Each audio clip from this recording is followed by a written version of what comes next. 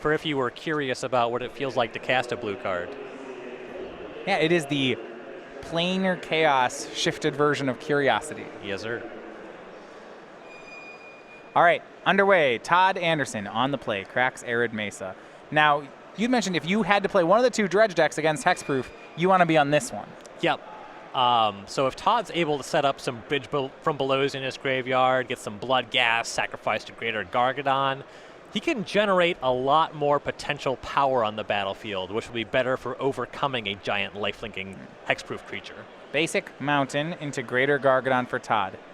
This version of Dredge plays less legitimate Magic and does bigger things. So that's got to be good against Hexproof. Yes. And here is the creature of the hour. It is the Slippery Boggle. If we're talking about less legitimate things.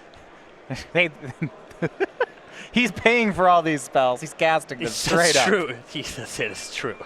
Faithless Looting from Todd. Draws Stinkweed Imp. And I believe that's a Prized Amalgam. He'll discard both. Okay. Solid start from Anderson to this point. 1 red, mill yourself for 2. Love it.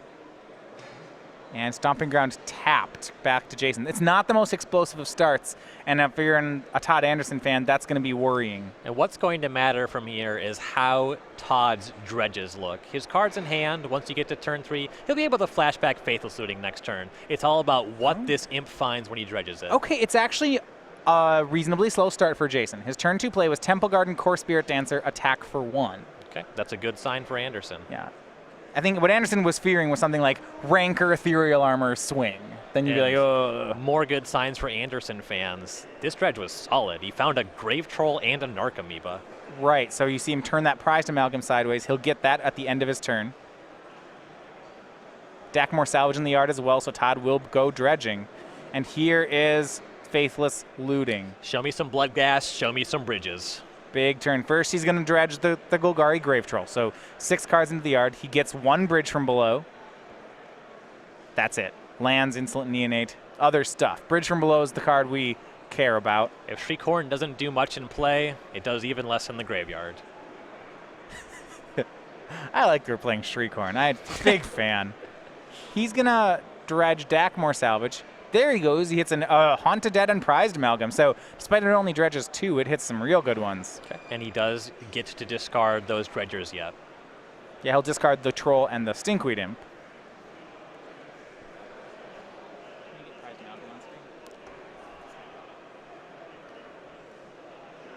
And on end step, that Prized Amalgam comes into play. Now, you have to know, because the second Amalgam in Todd's graveyard was not in the graveyard when the Narcomoeba entered the battlefield, it does not trigger. It's why Todd did not get both Amalgams back. Right, and then it did trigger on the end step when this Amalgam came in, so he'll be able to get it on Dorman's end step. Yeah, so he'll be ready to attack. I guess it doesn't really matter then. And you see Dorman, sensing that there's no removal on Todd's side, he's throwing the auras on the Spirit Dancer. Yeah, and if there is a removal, might anticipate something like a Conflagrate. Does not take long for Court Spirit Dancer to get well out of Conflagrate range. No, well, it's got an Umbra on it too. So it was Spider, Umbra, and Ethereal Armor, both on the core Spirit Dancer. So Spirit Dancer gets +2/+2 for each aura on it. So that's already 4/4. You see a Path to Exile being shot off here. So that'll move it up to a 4/6 just off the auras. The Spider Umbra makes it a 5/7, and then the Ethereal Armor kicks in, so we are at 7/9. First strike reach. Interestingly, the Path was targeting Narcomoeba because the Spirit Dancer does not yet have Trample, but with the Bridge from below and the Greater Gargadon, Anderson just gets a zombie that can jump in the way this turn if he wants to. And that's what he did. This will cost him the Bridge, though. Okay. Remember, as soon as one of Anderson's creatures goes to, well, actually, no, it won't cost him the Bridge. No, that requires Dorman's creature to die. Yeah, so he can just chump block this if he so desires. This deck is complicated. Blocks with zombie, sacks it to Gargadon. Until that Spirit Dancer tramples, Todd is safe. Yeah. Also safe from lifelink. And you see, I love this interaction. Sacrifices Amalgam for value, because when this one that was already on its way in enters on Dorman's end step, the other one will trigger again for Anderson to get back on his next turn. Got it. Okay. And he got a zombie out of the deal, so that's great. Getting a little aggro with big Gargs. Gargadon goes down to 4. We go back to Todd. He could start sacking everything to make the 9/7 as early as this turn. Dredges Grave Troll. He gets another Grave Troll in the yard. Anything else of value? Doesn't look like it. Just some Gargadons, Shriekhorns. Really wanted a bridge or two there. Well, that'd have been sweet. There's still one bridge from below in Todd Anderson's graveyard. Yeah, a second one, and he would have been able to immediately Gargadon. Yep. His hand looks to be mostly lands and dredgers. He's got a Narcomoeba, a Grave Troll, 3 lands. Yeah, those cards don't really do anything. Crack a fetch land. There are no Faithless Lootings in his yard either, so Todd is playing on the board for the time being. Yep. The worry is that if he sacks everything and attacks with the Gargadon, Jason can chump block and then the bridge from belows go away. Right. And that's the big reason why he wants more bridges. He wants to be able to assemble an Alpha Strike in one turn. The longer he waits, less time. As soon as next turn, if Dorman gets us any life-linking enchantment onto the Spirit Dancer, things start to look really bad for Todd. Todd will fetch 4 Steam Vents here. Takes 3. Now down to 15. He's going to cast Narcomoeba. He had to get that blue source to make the play. That's why we saw Steam Vents. Taking 3 damage to cast Narcomoeba, not one of the more exciting plays in Modern. Hey, it's like Narcomoeba that comes back as a 2/2. Yeah, it's not that exciting. Sure it's is. Well, it's like a flying young wolf. We'll see. Now, the question here Todd has to make is, does he attack? Does he allow Dorman to chump with the Boggle? And the answer is yes. Yeah, with just the one bridge, he's hoping to hit a really big bridge turn on the following turn. Also has the option to sacrifice to Gargadon before damage. Okay, so if Chasen tries to chump block, Todd can... Yeah, so Slippery Boggle will jump in front of Prized Amalgam. Todd says, no, put that back on the battlefield. It might not be dying. We're not done here, buddy.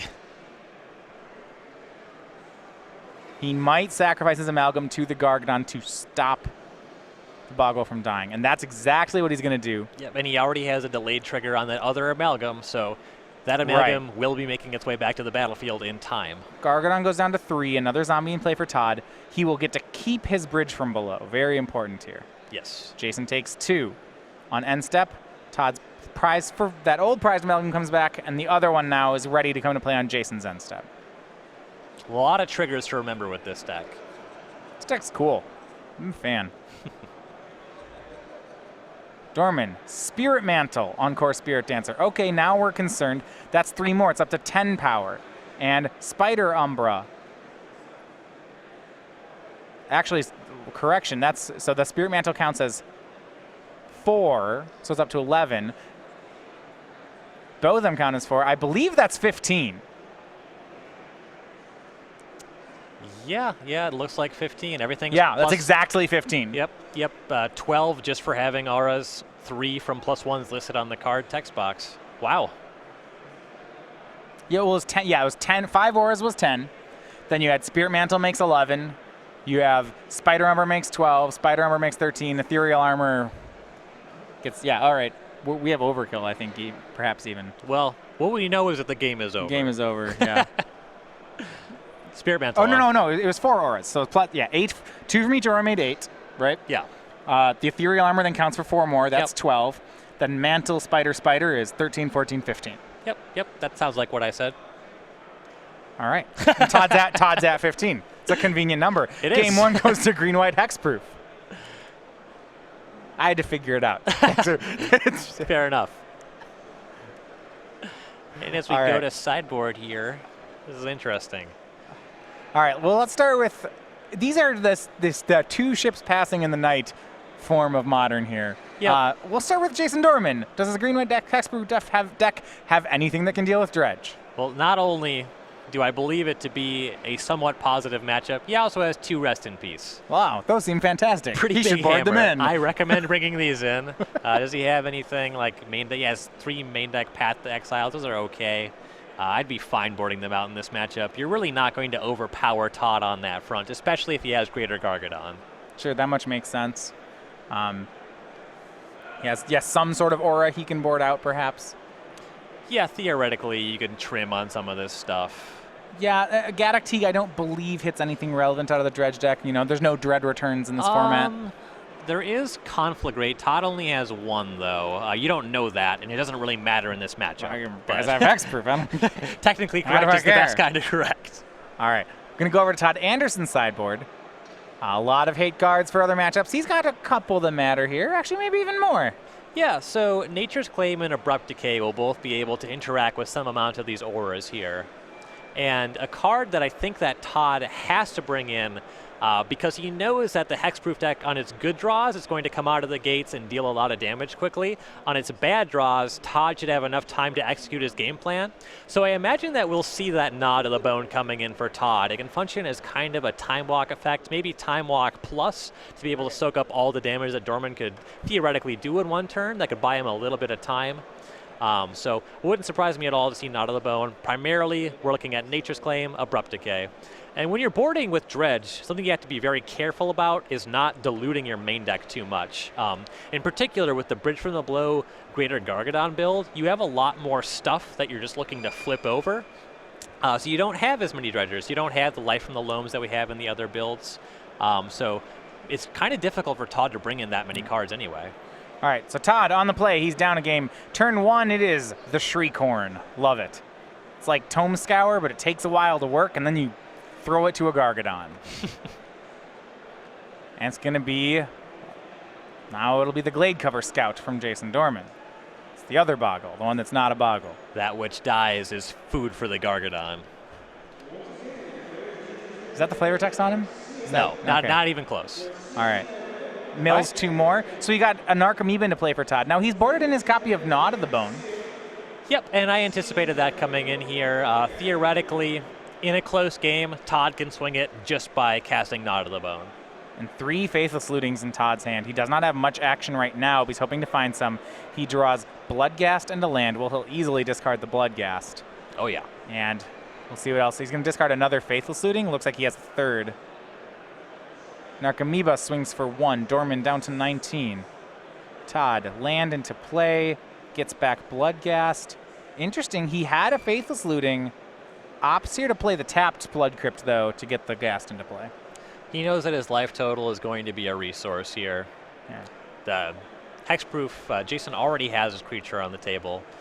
Todd's going to be getting smacked in the face on this turn. Now, here's something interesting for me. So Golgari Thug is in Todd's hand, and he didn't discard it. So we'll get there in a second. Jason's turn is pretty straightforward. It's a Spirit Link and Ethereal Armor. So his creature has lifelink, and it's a 3/3 first striker now. So 3/3 first strike lifelink will swing in.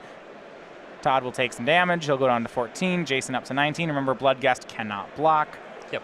Upkeep Todd mills, and it works this time. He hits Golgari Grave Troll. He's going to dredge that for the draw step. That's what you want. This dredge way spicier. 2 Narcomoebas, a Bloodghast, and a Conflagrate. All right, that's solid. Still missing on some of the things he wants. He's yet to find a prized amalgam.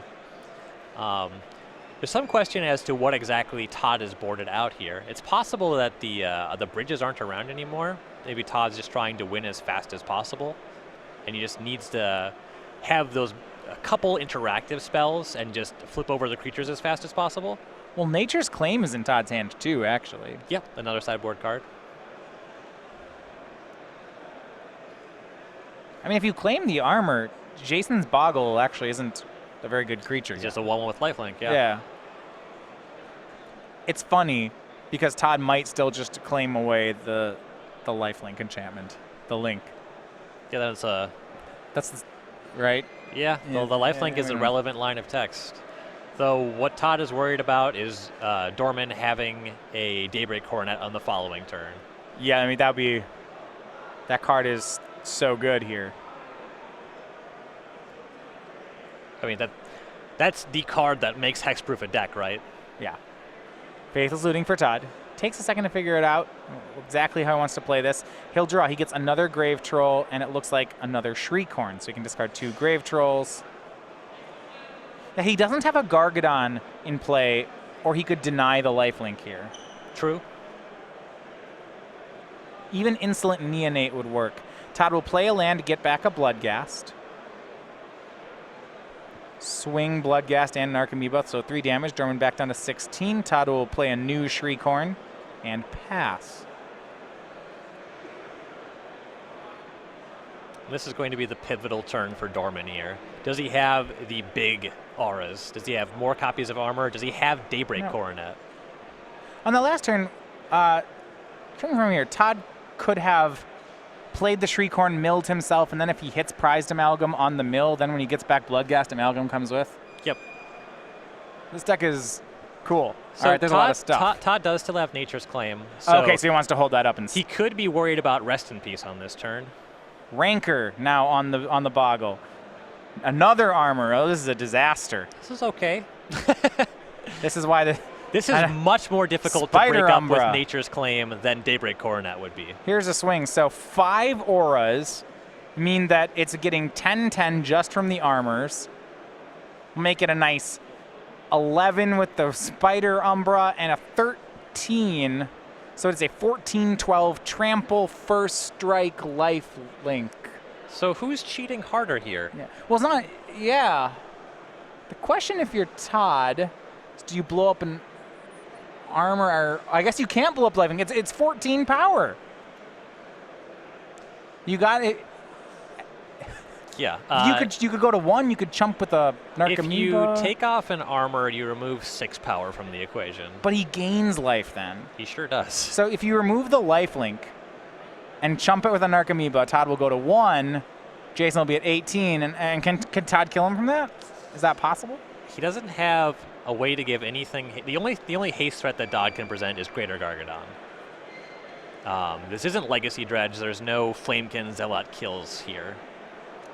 So he's going to go to 1, but he's not going to claim away the lifelink. So it will be Dorman will go to 28. And I'm not sure that Todd is drawing live from this point. He could always claim his own Shriekhorn right now. See him mill a Haunted Dead and a Nature's Claim off that Shriekhorn.